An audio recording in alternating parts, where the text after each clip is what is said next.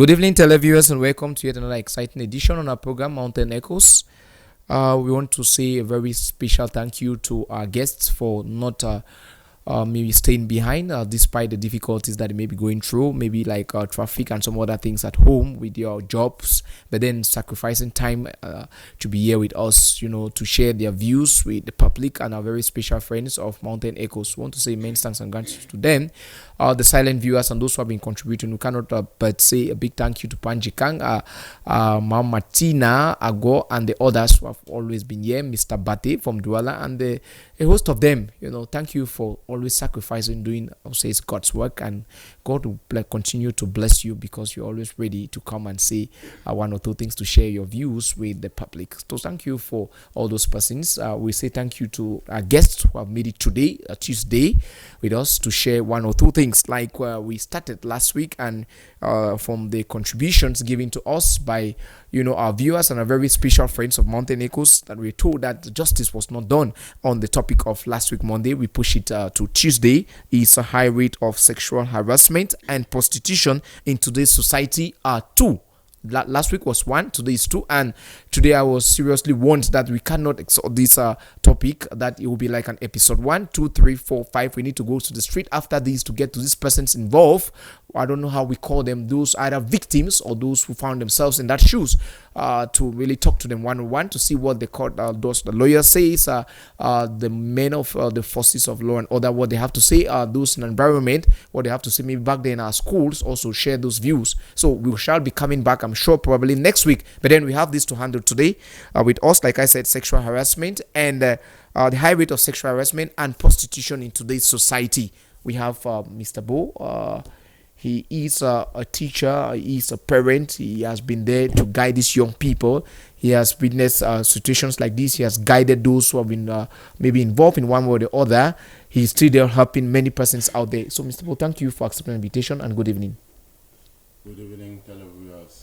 Good evening, Father and fellow panelists. We have come again today for another episode of the sexual harassment and prostitution in our community. It is one of the challenging factors which is eroding the morality of our community, contributing to great high rate of moral decadence.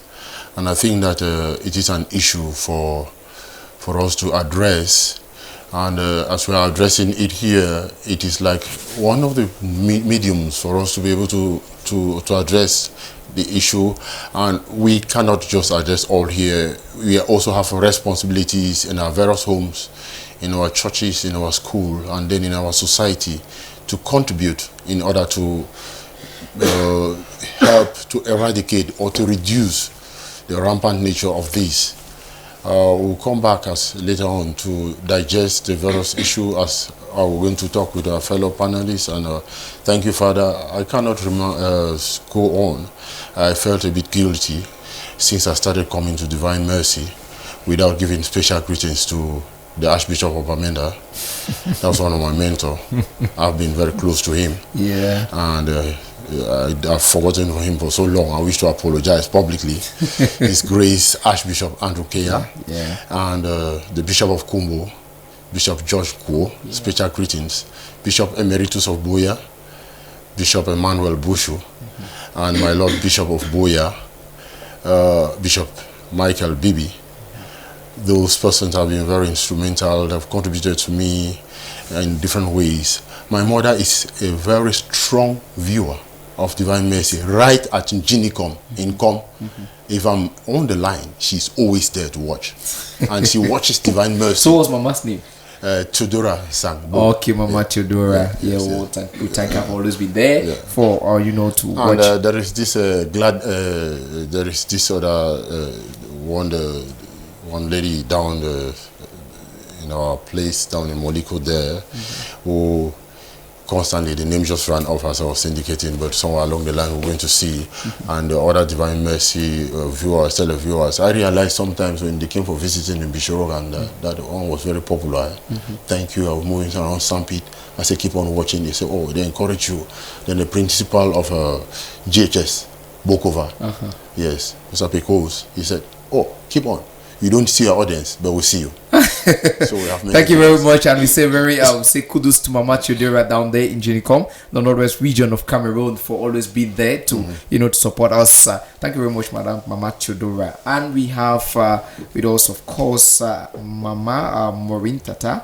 Bonsoir, Madame Maureen Tata. She was in Bamenda. She came back. We thank God that she's still strong and active. She's here with us. Mama, thank you for coming, and good evening. Yeah, good evening, Father, and good evening to my fellow panelists, and especially those of them who haven't been able to sit with them here today, like catechist Emma, our fervent catechist, always, and Nzifo, yes, thank you so much, and I want to start also. Mr. Bo here has just greeted all our bishops, so there's no need to repeat, because I think that he left the Bishop of Kumba. I'm sure he left the Bishop of Kumba. I'm sure. Really? Yeah. Maybe forgot. Yeah, he ran over my memory. So Bishop just add the Agapitus Bishop of Kumba, I think. Yeah. Of Kumba. Yeah. Bishop Agapitus. Bishop Agapitus. What a place. Of my So mind. he completed the number, right? He is ecclesiastical president of Menda. Is full. Yeah. Because he even took the Bishop of Manfi. Manfi, you missed Bishop Aloysius. And that's my man. And the retired bishop also, Okay. Bishop Francis Tekeli there. Okay. So the list is I think complete. the list is complete. All Thank you right, very I much then for- go back to my my viewers, my favorite viewers that I will not want to forget them or not to mention them. Yeah, there's so many of them, but I will just mention a few. Yeah. We'll talk about Commissaire Bomzile, and I will talk about Mami Mary Shalanyo, who I'm sure is glued on her TV now with the kids. I will talk about Mama Nana Esther from Limbe and Mama Caro from Limbe, and my family. I mean, that is usual. They are always there. So down in Street 1 support. And when we talk about these topics, like I wrote on my status today, we will keep on talking till someone gets help someday and somewhere. Yes, because these are issues. When you look at what we want to talk about today, it's like it has become the new normal. It's been taken so normal that even talking about it, it seems like we're throwing water on the deck's back. But I'm sure as we talk, we always say it, even if one person changes, listens to it makes a lot of it makes a lot of impact. Yeah, thank you very much, Mother Maureen. We have, of course, the catechism is here. Catechism greeted all the bishops. This time, I hope you will not go to the priest because the number is really huge. So, this catechism, man, we say, thank you very much for being here, Catechism Emmanuel, and good evening. Thank you very much, Father. Thank you, fellow viewers. Since they have already greeted all the bishops, I will accord my greetings to the Pope, please. And to all of us seated here this evening. It's indeed an honor. Yeah. It has always been an honor to come and sit here and share the little we have. Yeah, so as long as today lasts, keep encouraging one another. Yeah. So like she earlier said, we will do our best and leave the rest for God to handle, because the community in which we live, many uncertainties have been made certain, and when you seem to talk against them, it's like you are actually throwing water on the desk, as you mentioned. So we keep talking until something happens. Yeah, thank you very much. And last year we have Ms. Venica Ndifo. You're welcome. Good evening. I'm sure this is your first time of coming to the MRI TV and this very special issue that we have for this program, Mountain Echoes. I'm one of the hosts. That you would pray that you keep on coming and coming and coming again. Thank you for coming and good evening. Good evening, Father Ernest. Honestly, I'm honored to be here, and this is a very sensitive issue, and I believe that there are so many people suffering out there. They don't even know that they are being harassed. Take, for example, little children who don't even know the meaning of this, and they grow being sexually harassed, or they find themselves in situations they are not supposed to find themselves in because of, they say, knowledge is power. So I'm really happy that this issue has been brought up here to help one or two people, at least viewers of DMR TV are watching us today. I'm happy that they are glued to their TV, and I pray that they continue to watch and they continue to listen and get educated. Thank you, Father. Yeah, thank you very much, Madam Benita Ndifo, or Miss Benita Ndifo. Thank you for coming here. Like we said at the beginning, high rate of sexual harassment, and this time we focus more on prostitution in today's society. I will go back to one of the mentors of Mr. Abu Ivo, the Archbishop of Archdiocese of Bamenda. He says this whole thing of gay marriages and the rest is witchcraft. I think maybe, I don't know, maybe borrowing from him that prostitution is also maybe witchcraft. I may say so, maybe in quote. But then looking at the topic of today, what do you have to tell the viewers? What do you have to tell the viewers before I go to what I left on my statutes in the afternoon? What do you have to tell the viewers? Prostitution actually is sex on hire. Yeah. Sex on hire would mean that it is a practice of having sex with someone of the opposite sex for money. Now, sometimes the prostitute, or what we call the commercial sex workers, they can have sex maybe for promotion. They can have sex as a gift or for position of authority, you know, and that moves on to various parts of the countries, big parts of the countries, like we have Douala, Yaoundé, Bafoussam, Kumba, Limbe, Kribi, and so on. All those big towns, you have a good number of them. And there are certain quartiers, certain corners in the community where these people are already involved. If you talk about Church Street in Limbe, for example, there are other areas, Old Town in Bamenda, you know, and then getting to Douala, there are different areas where the prostitutes find themselves located, and there they find themselves in the street, sometimes they're in the street. So I think that there is we say sex on hire, sex on hire. We go back, we have, I think, Father, I want to drag their attention, because even though we talk about social issue, we have to go back to the 6th commandment, which is, thou shalt not commit adultery. And then we go back, why did God create sex? The purpose of sex is for procreation. Now, when anything which is out of the divine reason for creating sex is what we call sexual deviation. Good. It is going out of the norms in which God created sex for. Now, the commercialization of sex, you know, where people go to have sex for money and other purposes, is against the 6th commandment. And that is really very, very, we have to draw our attention to that. So, aspect of prostitution is a sin against the 6th commandment, the 6th commandment, and it needs to be taken seriously. Yes, Mr. Bull, there's something here. I have that on my status since today from 2:20 p.m. and I have 82 viewers. I said the worst part about prostitution is that you are obliged not to sell sex only, but your humanity. That is the worst part of it.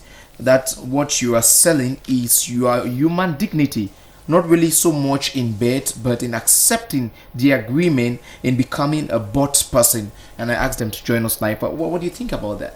Yeah, Father, I agree with that.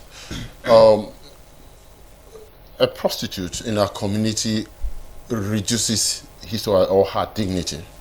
They look at them in negation. They look at them as low-class human beings. Anything that comes, that the reason about the prostitute, even when they are talking somewhere, when they are passing, their dignity is being reduced. So, as we said, sex is a bond, and a spiritual bond. It is not just physical. A sexual relationship between an individual. I listen to a metaphysical poet, John Donne, which we try to talk about exchange of blood in The Flea. Now, sex is exchange of blood. And now it is not only physical, it goes beyond physical, it goes spiritual. So now when we move from one individual to another, it is carrying different spirits from various persons, which is going to haunt us as we move along in our day life. Now, as we go back to say, one of the writers in there, that it reduces the dignity of individual.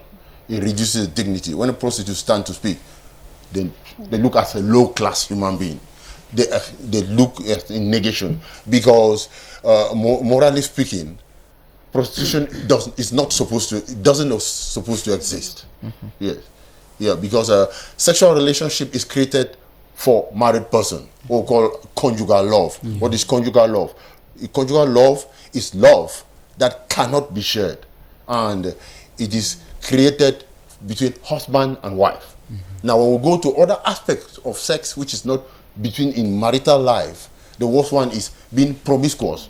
It gives another impression. It reduces the dignity. And then there is a handover battle.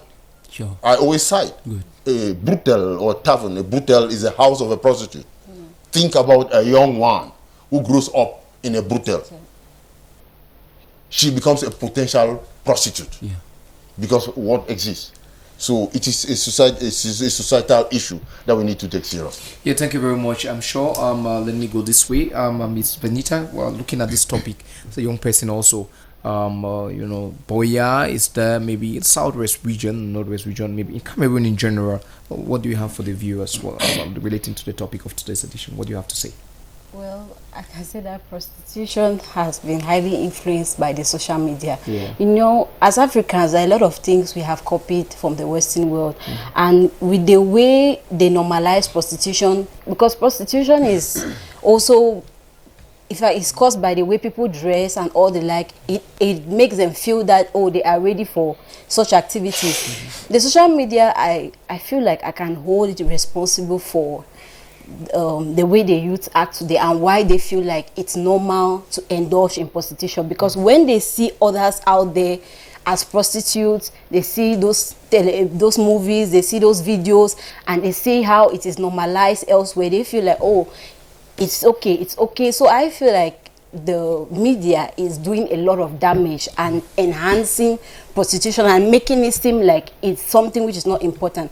I posted this on my status and everybody was like, what a boring topic. That's just for the young ones like us. They were like, you people should talk about other things. That's because it has been normalized. It doesn't look again like something that people should talk about. Is prostitution any crime? Is it? So we are here to make people to understand that, or to bring back that consciousness that this is something that is wrong. This is not something that should be acceptable. This is something that it is a grievous crime, and people look at it as, okay, it's normal. Right? I think when we go to Limbe, it's obvious. It's no longer something that people hide. These girls are just on the streets, half naked, and they are openly discussing on social media. They use the media to prostitute. You just need to have your account and you post that you are available, and you just need to discuss your price, and that is it. So I think that this platform is a good platform for us to explain to the viewers and explain to our children, our friends, that despite the fact that this is being normalized out there, it is not something which is good. It is spiritually, it is damaging, even to the society.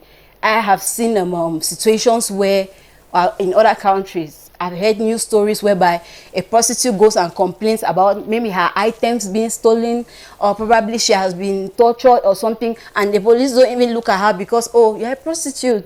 So why should we? So you need to explain that this thing damages you as a human personality, like Sarah was saying here. It damages the personality. So that's what I have. Yeah, thank you very much, Miss Benita. And before catechist, you look at it in the church way, like your brother Mr. Ivo, and as a teacher back there in school, these things they are not very far from us. The famous from Limbe, we know of Church Street, but then lately, Mr. Ivo, I'm sure you are good with me, things have been changing. The Church Street is not really more like that Church Street that used to be years back. More and more spiritual. Yeah, somehow. I'm sure.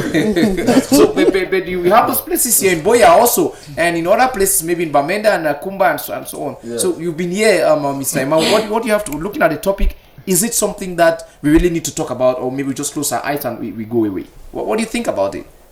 Father, there is a say that goes thus: when you give a lion a handshake, it may soon demand for a kiss. Yeah, this goes to attest to the fact that most of these things, as terrible as they are, have been made so normal, as Ella said here. I will start allocating my blames to our nation as a whole. No, wait. We are coming to that, Mr. Emma. Yes, I was just asking your impression about the topic. Of course, we're going to look at the causes and then maybe of course the consequences and then who to blame. So I was coming down. Okay. Just looking at the topic. What do you think about it? It is necessary we because that nation is still you and I. Of course. Good, that's what I'm saying. So it's necessary we talk about this thing because we have made the thing to seem so normal. Yeah. Gone are those days when sexual intercourse between persons unmarried or persons out of their marital home was considered a taboo. But nowadays, it is normal. To an extent that you will see a parent whose girl child reaches 17, 18, you know, the parents say, no, let me not be so hard on my daughter. We allow the daughter to go and feel free. You know, we should not be so hard on the daughter that if we are too hard on the daughter, she may go out and do something else. But with that freedom, you know, it's good. But with that freedom, many of these things are happening because of such freedom we grant to our children at their ages. Yes, so this is a topic, it's actually a call for concern, because if we don't actually lay or mount hard on this very topic now, the world of us will become what we will not be able to control. Even Sodom and Gomorrah will be better than our world of today. Yes, Miss Simon, I'm aware of the fact that, or maybe I'm sure Madame Maureen wants to talk. Madame Maureen, just hold your. She will. There's a friend that time and again. She reminds me that Madame be coming down. Madame Maureen be coming down. Yes. If I'm not making a mistake, you were there. Bishop Bush made mention of that Moliko. We have devils, of course. Yeah. He said that the devils everywhere. Of course, if the name was not there, the devils, of course. But the ones in Moliko, he says they are jumping. The ones in I don't know what you have to say about that. Mr. Boy is going to. Yes. You teach down there. What do you have to say about related to this topic of today? But I think that was back. I'm sure 2019, and we are in 2024. So that time around, he said they were jumping. This time around, I'm sure maybe aggravated. They are not even jumping this time around. They're flying. They are flying. So, Father, when Mr. Bo was mentioning places, he did not mention Moliko in particular. Yeah. So I was like, I wanted to pop in. I said, no, let him finish. I will come in after.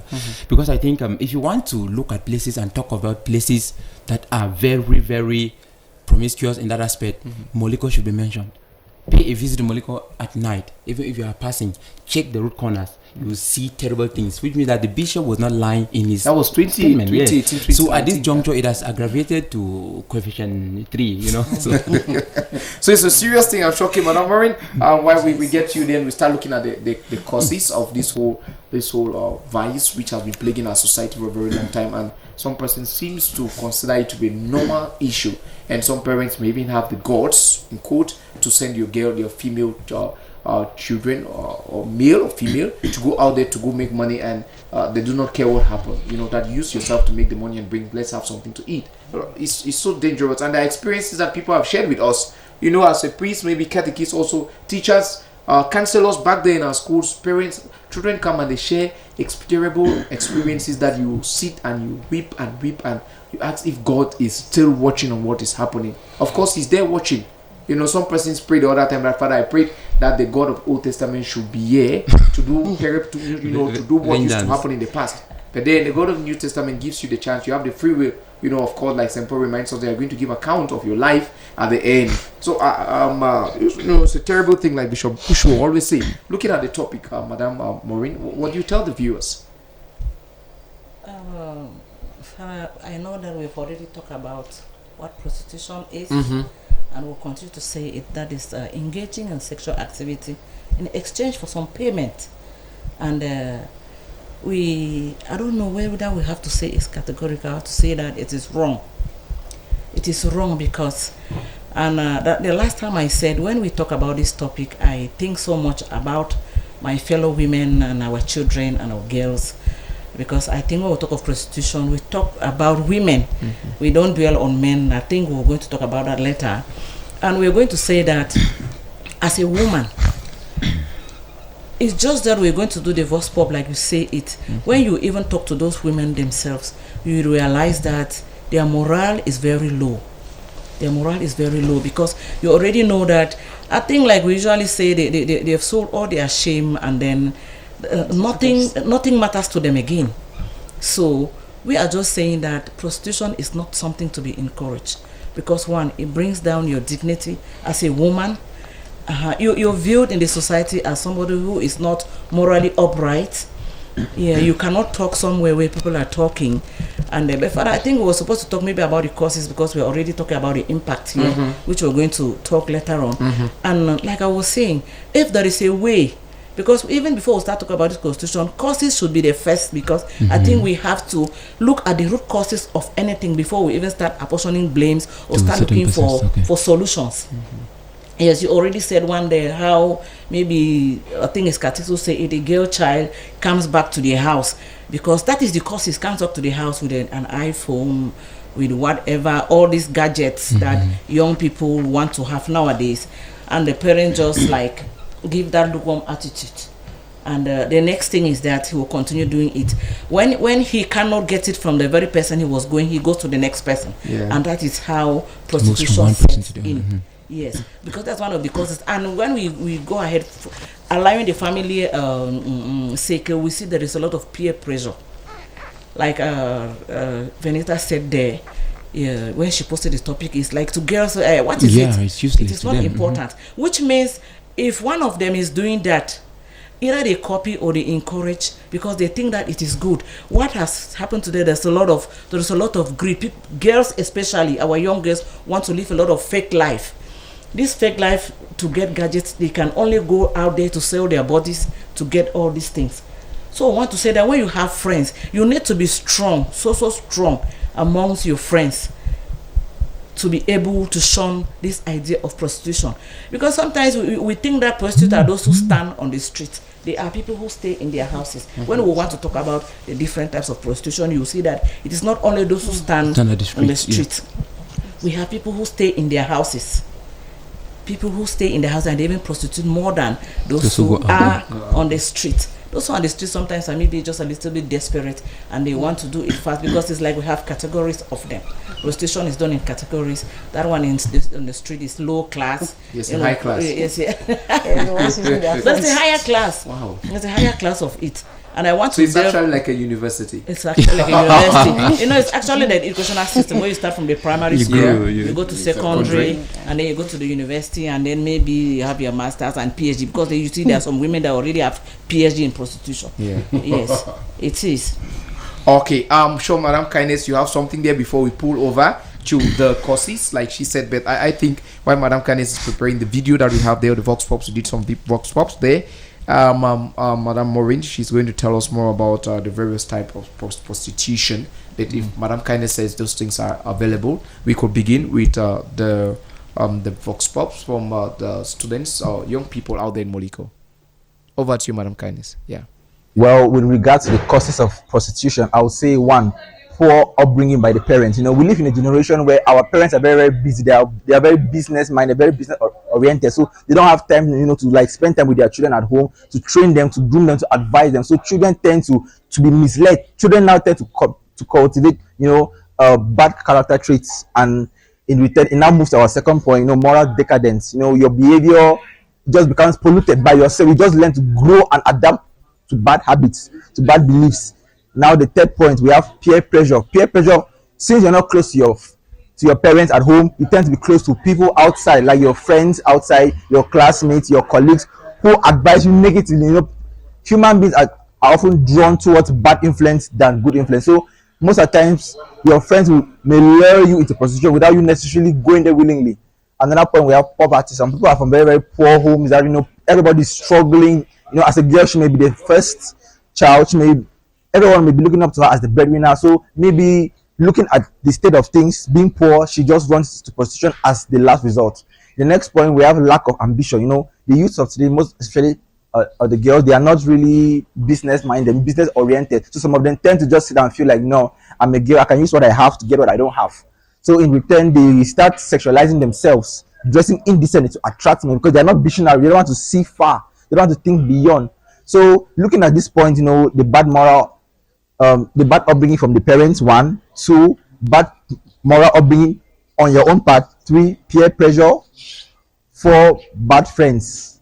So all of this help to lead people towards prostitution. And some of these consequences of prostitution after the causes, when you indulge in prostitution, or should I say ashawo in quotes, it leads to depression of the victim. You're stigmatized, you're traumatized. Like even your parents become ashamed because if they notice that, let's say I was a lady, for instance, and my parents see my pictures, my videos online, or they see me standing along the roadside, people will tell them. They become depressed, they become stigmatized, they become traumatized in society. They cannot, look like move freely. And even if I say no, I'll no longer become a prostitute, the deed has been done.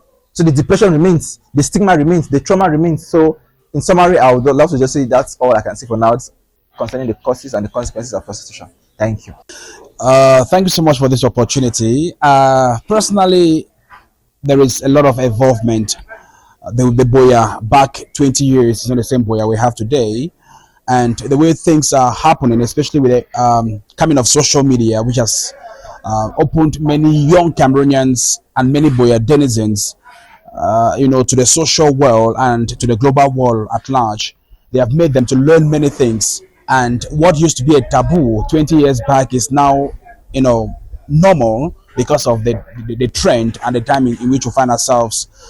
Children, probably parents to begin with, don't have the time with their children, to educate them, to talk sense into them, to find out their problem. Parents too now are very busy, just to make ends meet, knowing that the living standard or the cost of living right now is also very, very expensive. So parents don't have that one-on-one with their children, thereby giving the children the latitude to discover things themselves. And by so doing, it's through peer pressure. They have friends in school, friends who probably came from rich homes.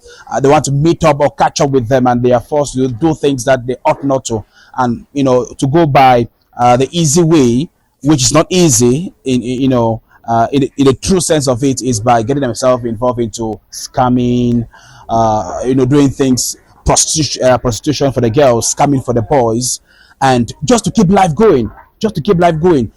Believe you me, that Boya as well, as I said earlier, 20 years back to date, today we have places where girls will stand for any man who wants to have their services to rush by and have it at any time of the day. Today we have what is called hookup girls. We have WhatsApp fora where you can always have free girls. You can import a girl from Douala to come to Boya, just satisfy your sexual curiosity. And by so doing, that's just how the world has turned into. And with the boys also who have involved themselves into scamming, there is enough money to spend. And believe you me, a guy will not give you money for nothing. He wants that you give him something, you give him your body just to have the money. And that's what most of young girls today have found themselves wanting. And those who cannot, probably because out of frustration, they end themselves up in prostitution, because the human wants is never satisfied. The more we have, the more we want. So you're forced not to sleep with one boy to another, from one boy to another, because you want to meet up your friends. They're buying new hair, they're buying new dresses, new shoes. You want to catch up with them. They have the latest technological phone. You too want to catch up, and the only way by getting this, your parents cannot give you, because your parents they too don't have. They are merely struggling. They are poor peasants. So the only way for you to have this is by selling yourself to these boys who are into maybe use the word ritualist. And that's where we find ourselves today. All right. 3, 2, 1. All right. For business owners who indulge in prostitution as a means of gaining income, in my own opinion, that is really very wrong, because these business people are mostly young people. And when you start engaging in such an activity, what happens to your progeny? What are you actually thinking in your mind? Because what we have to understand is the law of karma. What goes around comes around. When you're doing that to other people's children, now tomorrow, if somebody does that to your own children, will you be happy? That's a question you've got to ask to yourself. And let's look at the issue of bringing up a child the way he should grow, so that when he's old, he should not depart from it. Now, when you bring up your children in the way that they should grow, and when they grow up, they start departing from it, it's a call for concern, which means that as parents, they should engage their children in talks, family talks, talk to them, advise them, and most especially pray for them, because you can even bring up a child and he or she, when he grows up and leaves you, starts doing something else. So it's something that cannot be disconnected. You have to keep on praying to these children every time, now and then, and also talking to them to remind them of the word of God that they should practice. In the world where we are living today, it is wicked and it is corrupt. And so they must be on the alert and stand the guard that those who come around them, they should not submerge the light that is in them, but that the light that is in them should outshine in the darkness that is around them. Also, Okay. Thank you very much, Madam Kindness, for those contributions that we got from young people out there. Denizens in the Southwest region, precisely in Boya municipality. Mr. Bo, I don't know, maybe got reaction from what the three persons just said as far as those were some of the causes, and I'm sure they included the consequences of prostitution in a country or in a society.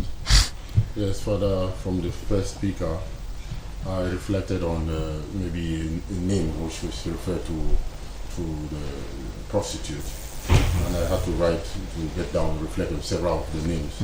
Sometimes they call them Nkane, sometimes Ashao, sometimes they say Aquarabok there, and sometimes they say Ulowos. Kwasa kwasa. Yes, and all that. But the prostitute is a woe. Yeah, that's not in English. And there are professional prostitutes. You know, men who are being paid to have sex with some of these wealthy women, and their job is to get work money from that. They are called gigolo. Yeah, Gigolo. French. Those are professionals. Their job is to have, they're being paid to have sex with some of these sugar ladies and so on and all that. So that is also a form of prostitution in the sight of men. I realized that from the various speakers, they cited peer pressure as one of the main causes of prostitution, and which is really getting influence from our community. Definitely, there are other causes which come in there. We have that of poverty. There are some people who get into prostitution because they are poor, and they think that the only way for them to generate income for themselves is through prostitution, as I said, which is not easy anyway. Also, the second speaker quote.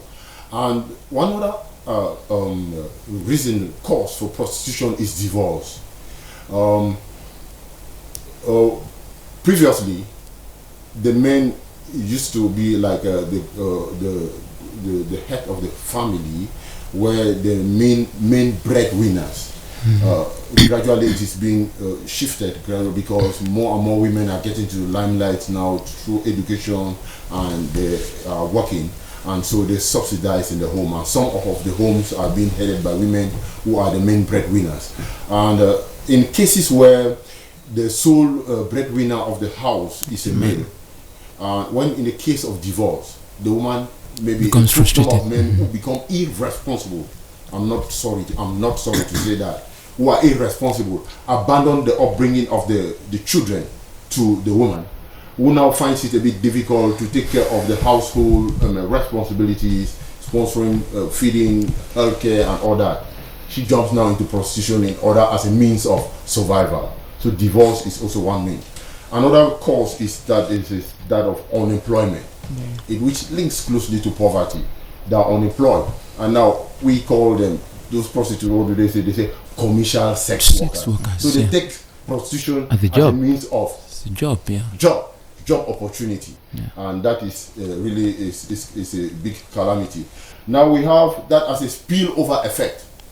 I cited at the beginning that a little girl that grows up in a tavern, in a brothel, the more likely possibility for this to suffer from what we call sexual paresthesia, excessive desire for sex, because the hyperesthesia, where she's seen the mother has come with this.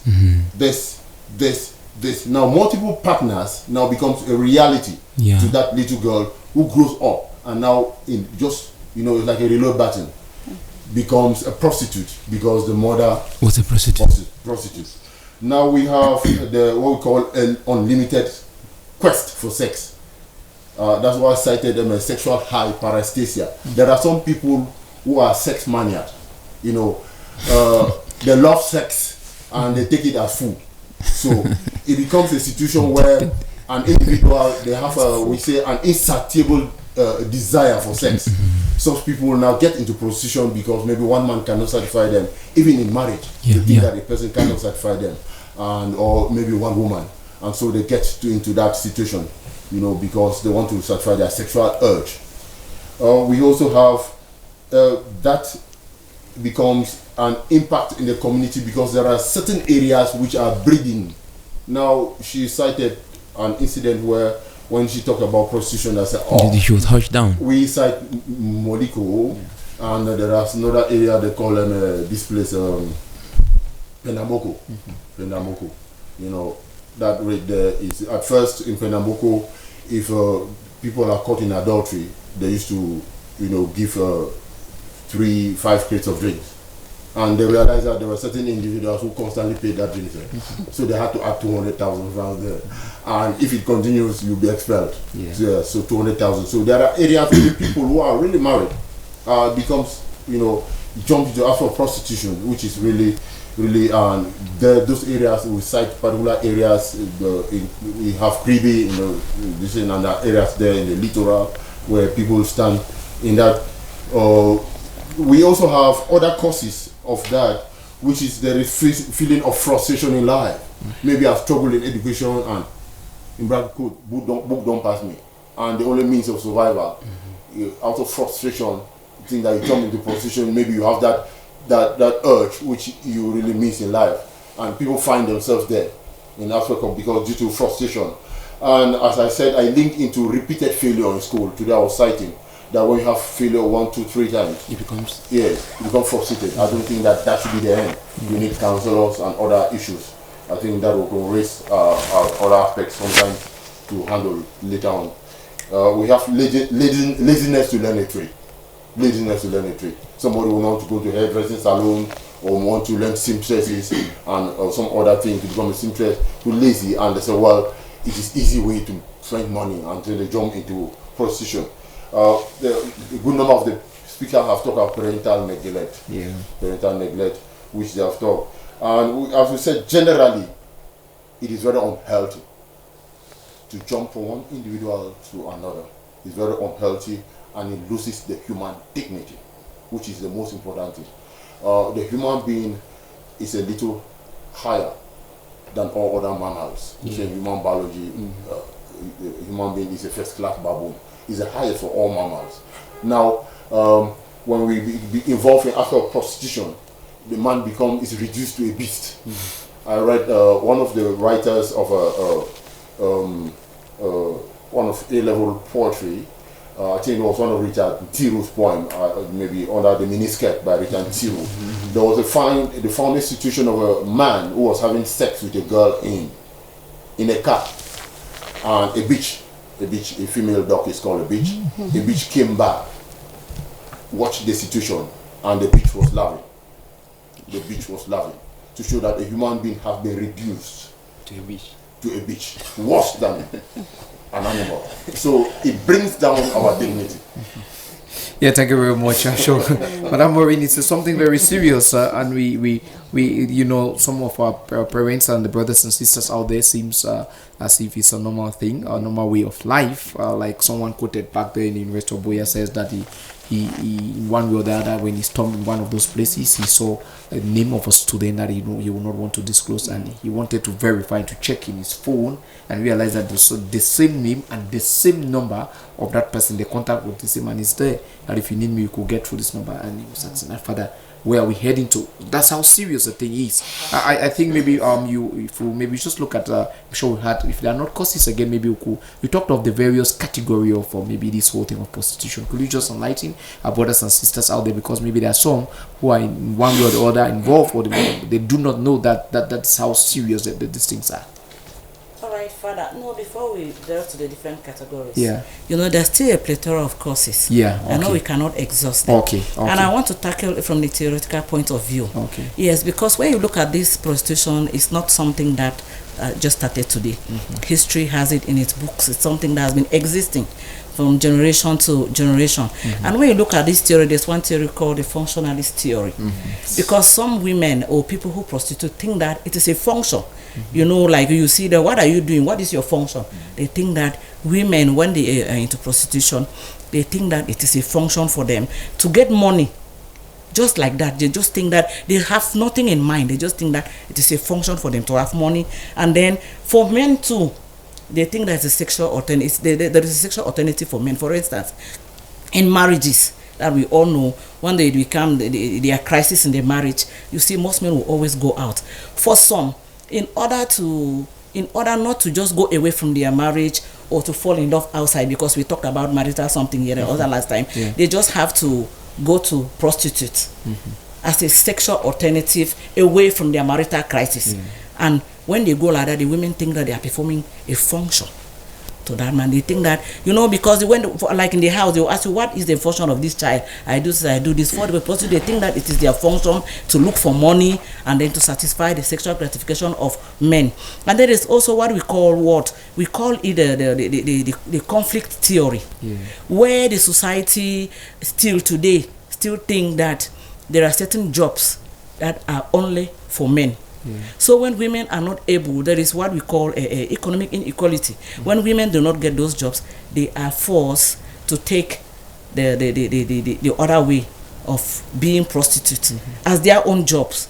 Yes, because there are few job opportunities open to women. And even the feminist version of this conflict theory, you see that in life there is a particular culture that shows that men are viewed as the dominant figures, especially in heterosexual relationship, and women are just viewed as sex objects. So women just think that their own part they have to play is to give sex to men, and at one point they think that if they are able to give this thing and then satisfy men, they have to sell it.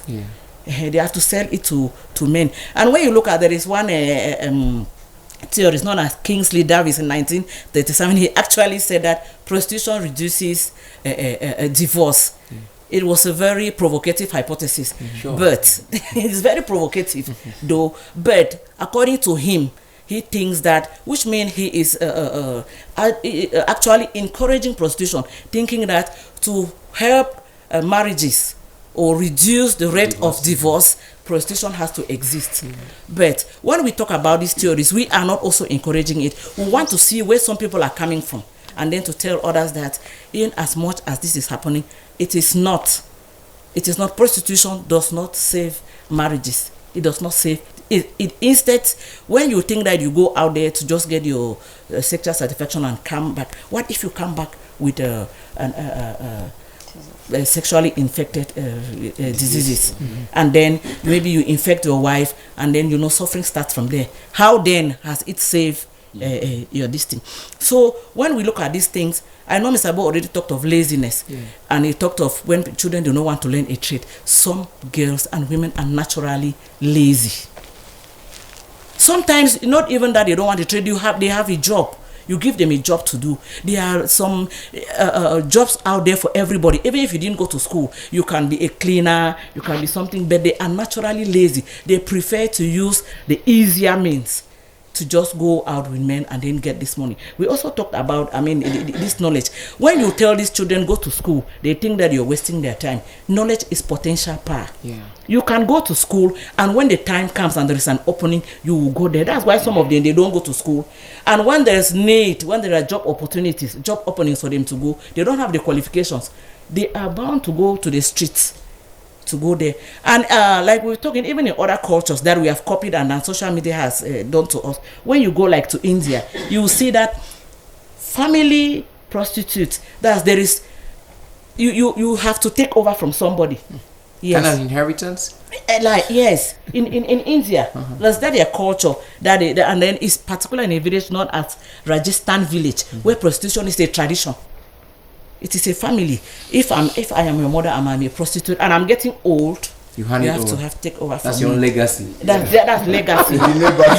And then when we look at it, we are going back. Why are we fighting other places? Because we have said that the world has become a global village. When you can sit here and know what is happening in India, in America, in UK. When they see like that, they say, if these people are doing like this, then why not me? Why not us? And we have a lot of them. There's also lack of sex education. Good. Lack of sex education in schools, in our families. I know we have teachers here. Mr. Boy is here, and Mr. Manuel. Yes, I'm here as teachers. Lack of sex education. We like in those days, parents used to be afraid to even use some words in the house to teach their girl children their how do we call it, their period, yes, their menstrual cycle, to tell them, even talk about the private part, to tell them what is wrong and what is right. That is what is still happening to us today. Some parents are not still opening up, and even us teachers in school, we are still afraid to really open up and tell these children. So when a child does not know anything about sex, his own idea that he has in his own head, he uses it. You have not taught him that, okay, you do not touch your sex organs, do not do this, do not do that. As they are growing it without any knowledge, I can assure you, when you even look at, especially with this crisis, with all these girls that have left the villages and gone to towns, because that is where we have the high number of prostitutes now in towns are mostly internally displaced persons, especially our girl children. They don't know anything about sex. They don't even know that offering their bodies to men like that is immoral. They don't know that it's even against their Christianity, if at all they are Christians. It's against their moral upbringing. They just do it. They don't know what it even does to their sexual organs. And like we have said, they don't know what it does to their spirits. And then we also talked of, like Ms. Abu already said, that some people are sexual, they don't get satisfied. Addicted. I think, yes, they're sexually addicted. Yes. And I think it's biological. Because when we will end here, I think all these causes we're talking about, we want them to know, because like our girl said there, you can be doing that, you don't know that you have a problem. At the end, what we're going to want to do to them is try and refer them, let them get counseling or even advice, since counseling is not very it's a new field and so many people don't go in for it. We will let them know that they can seek advice from elderly persons, from their parents, and even other people. Well, we've talked about unemployment and even employing underage children in your companies. When you employ children you are employed somewhere where you are not well paid, and your boss offer to give you more money, like they are giving others, and then you're bound to fall prey. You're bound to fall prey to it, especially with the girls that are so desperate. So, like I said, there's so many of the causes, and then when we've there are still so many, we can go on and on and on and on. And but like we talked, we have different categories of prostitutes. So I was saying that those in the street are even the least of them. Yeah. Because we have street workers, we have those in the brothels, as we have escorts, we have call girls. Yes, there are some people that you will never see them in the streets, but they are prostitutes. They do things even more than those who are standing on the street. Those on the street, how do they practice it? They just stand there. Any customers who call it passing around, any male figure, they harass. Maybe you came there for it, right? Yeah. Yes, you need the like we've talked about men who look for sexual alternatives. You go there, you get them. People can go anywhere, and when it is done, you come back. Those are those on the street. Call girls, Father, you already said it there. They keep their numbers in hotels or somewhere, and when you need, they even have the middleman.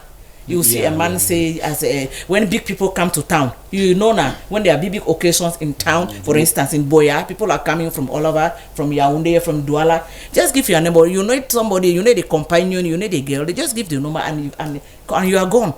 Call girls, they escort. You see, in some agencies, you would think that some girls are just like in tourism. We are just giving an example. They are just escorting you, but they're also giving you. You can even take them to dinner. Those, like I told you, that they are high class prostitutes. They are different classes. That's one that have PhD. Yeah, thank you very much, Madam Maureen. I'm sure before we get to Mr. Ima, we asked Kines, there's something there for us. We could work on that. I'm sure the last vox pop that we have, Madam Kines, can we have that now? Thank you. From so-called pastor, can we have that video? Thank you very much. Now, according to Cameroon Penal Code, Section 343, it prohibits. That particular section of the law says, whosoever is caught, we talk about immoral earnings in Cameroon, and it says, whosoever is involved in sexual activity habitually for money or for any material things, such a person is liable to 5 months to 5 years imprisonment, and with a fine of about 500,000 CFA francs and more. So for those who think that you can get involved into such sexual activities and you may do what you want, it is actually against the law. And I want to say that for those who facilitate it, because we also have another people who often call themselves, this is a runs girl, I can call a runs girl, or I can call so person who is readily available to give sex for cash. That particular law says, that section of the law, section 343 of the Cameroon Penal Code, says such a person also receives the same punishment as the person who was involved. For example, if a lady is the one involved with another man and the man is paying that girl for having sex with her, she will go in, the man will go in. And if, for example, some other person was the one who called that girl for that man, he too will go in because of the same crime according to that section of the Cameroon Penal Code. So it is time for most of these girls to understand, most of these boys to understand, because most often we see only girls. But it's time that they should understand that it is not only girls who could call. There are also men that will call. Maybe you go to a hotel, maybe you go to a motel, you go to a brothel, you go to an inn, and you call somebody for that. The law makes it very clear that this is your imprisonment, this is your punishment. So it is only good for most of these girls to understand, most of the men to understand exactly what they are doing with regards to that. And for those who also make available their residence, knowing that this is what these persons are actually doing, they too are punishable by the same law, section 343 of the Cameroon Penal Code. It actually penalizes that. We call it, within the law of Cameroon, it is known as immoral earnings. We have immoral earnings because we have moral earnings. So it is important for most of these persons to understand what is actually happening. Very much, JC or Madam Kindness over there. We could get that is also in the Cameroon Penal Codes. We have you talked of section 343. Mr. Bo, I'm sure you took the other one. So looking at that, it's a serious thing. But then, what have we been doing? Is it that it's just on the paper, or maybe it is actually something that is being implemented in our country? What do you think about that? I think that, further, most, if we go by that and look detailedly, we realize that there are many potential prisoners who are still out there. If I drive to what I got down as preventive measures made again to back that up, there was a presidential decree in Cameroon in the 1980s that placed a ban on prostitution. When President Paul Biya just came to power, they came out a presidential decree that placed a ban in prostitution. And up to date, to the best of my knowledge, that ban has not been uplifted. Back in with section 343, anybody who is carrying on an act of prostitution, it is not only a crime, it is not only a sin, but it is a crime punishable by section 343 in Cameroon Penal Code. I think that if the government, if people are not caught, then they know that they are potential prisoner. But further, I look when we find areas where we have brothels and areas where prostitutes stand in public places, like Street 2 in Greater Oboya. Good. Yes, they call it Banana Club. They are there, constantly in there. Understand. Where are their parents? Those persons standing there. Some people, sometimes somebody said, Do you know? some people disown their parents because of their immoral attitude. Yeah, okay. They disown their parents. And The parents don't disown them. there are what we call deviant behavior, like deviance. Yeah. Deviance. There are students or children who have gone to a state of juvenile delinquency, and the parents must have struggled to a certain extent where it is uncontrollable. Even though sometimes we say parents, after counseling is absent, there are sometimes the parents do their effort, and due to peer pressure and order, we're talking about the world becoming a global village, other influence have been able to drag these people to their peer pressure and other means have dragged them, and they find themselves in that situation. Unfortunately, we have individual has his or herself to blame, and one is going to hell. We need to, even though our parents, St. Paul says, we have to be accountable to ourselves and our own children. So parental responsibility still counts in there. this is still common in our society. I think that they should follow it as the government needs to carry on like they are carrying on the issue of Kunak, where public places where prostitutes stand in there, they should be caught or locked up. Anyway, we're going to handle that. Maybe I'm sure we had that on, and we put it in prayers also. Madam Venita or Miss Venita before has been so silent all this while, listening to your contributions given to friends of Divine Mercy Radio Television, especially Mountain Echoes. As far as the topic of today's edition is concerned, what do you have? Maybe we'll look at the little not causes again.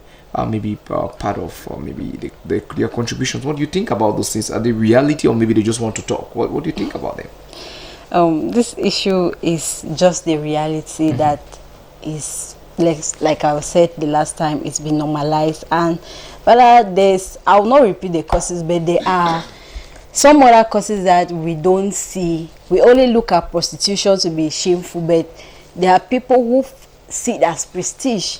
There are these girls who go online and they expose their bodies and they come openly that they are prostitutes, and they show that lifestyle. They make other young girls feel like this is luxury, this is the life. I'm living in an expensive apartment, I have everything I want, and other girls are like, wow, I need to follow this lifestyle. So in as much as we look at prostitution to be shameful, at some point it is now being looked as an occupation which is very lucrative and prestigious. And they're like, there's this lady that, let's just say there are some ladies who go out there openly on the social media and proclaim that they are prostitutes, and they showcase the top ranking officials that they have been with. And these young girls are like, oh, I would like to get to those places. I would like to enter private jets. I would like to live like that. And this is how the trend continues. So it's going to be we must accept that prostitution is going to be difficult to remove from our society. Yeah, but we can cope. We can only try. We can only struggle to reduce it, because with the rate at which it is moving, it is not even something that some people say you can't shame the shameless. What is there to shame about someone who does not have shame? So this is it. And in my opinion, I think that the way forward is the law. There should be some kind of control. We can, in as much as it is now something that everybody's like, okay, it's good, but the law should be there, and forcefully or forget, let us just say, although we have human rights, but I believe that there's a way that the government can do something to curb this situation and to make it, at least to reduce it, because we cannot say it can be completely eradicated. Madam here said that these people even do it indoors. Someone will just be on their phone and someone will text you. If someone goes and meet someone somewhere, you will not know. But at least, online business. Yes, there are all these apps. There are all different apps out there that are for hookup. You just need to join the app. The men join the app. They see the pictures of the ladies they want. They contact them, and that is it. And they can get to them for sex. They arrange the pricing, and everything is done. It's not just the girls who sit on the streets. So with that, how can we really stop the people we don't see? You cannot just assume that someone living somewhere, going somewhere, is going out for prostitution. But as I can suggest that person can still put on maybe cabal and think that maybe he or she's going for maybe choir practice, whereas you are with your house with your kids or your junior ones. You say, okay, mom, I want to go to church and all they like, and inside her bag there's something else, father, and she's going out for something else. So we don't know, but we can pray for them. We can pray for God to touch their hearts. Yes, because there's nothing God cannot do. There are some of these prostitutes who have gone astray, and at some point they encounter Jesus Christ and they realize that they were out of their way, they had missed their way. So we can pray for them, and we can also ask help from the government to see how to punish these people. Thank you very much, Ms. Nifo, and I'm sure the catechists have been dying to to speak. You got some few minutes to do that. One or two. Seriously, amongst many things just mentioned by those who presented and many of the those presenting here, we have come to conclude that the law should assume and resume their duty. But it is sad enough to say that if you look well, you discover that a good percentage of those who involve in this so-called harassment here are our law enforcement officers. A good percentage. I don't know how, I cannot quantify it yet. But if you come to look at our country during this period from 2016 till the present date, when the crisis broke out, you discover that the rate of sexual harassment has increased to a very high percentage. And those who have contributed to this high percentage of the or in the sexual harassment rate are our law enforcement officers. Truth be told, that I want to say that maybe it's due to stigmatization, or I don't know how to quantify it. But then, if you come to look at many of those who have involved, those I have come across, especially in the villages during this period of crisis, you will see young girls of 14, 15, 16, 17 with children. And most of these children, the fathers are law enforcement officers. Because with that, with that thing in the hand and that uniform, a young girl who does not know her right is bound to fall prey to whatever thing you tell her. So let these laws, this our labor code, let it not only exist in the writing, but let it be practicalized. Let it be, brought to practice. So let the law enforcement officers be followed up to an extent they have to do the right thing at the right time. We should not only apportion the blame to the male citizens, civilians, let part of this blame go to our law enforcement officers. Thank you very much, Mr. Manuel. Like we said, I told you before, one of our friends over there says, Father, this is going to be kind of like the Filipino film, where you have the episode 1, 2, so we have episode 3, and so on. Thank you very much, our viewers, our very special friends. We thank all those who have been here with us. We want to say many thanks and gratitude to Madam Kindness and JC who have been there, and to the Bishop of the Diocese of Boya. We want to say big thank you, not forgetting the manager of DMRV TV, Madam Joyce Mong, and Father Solomon Ekundi, the Director of Communication, Diocese of Boya. God bless you all. See you next week.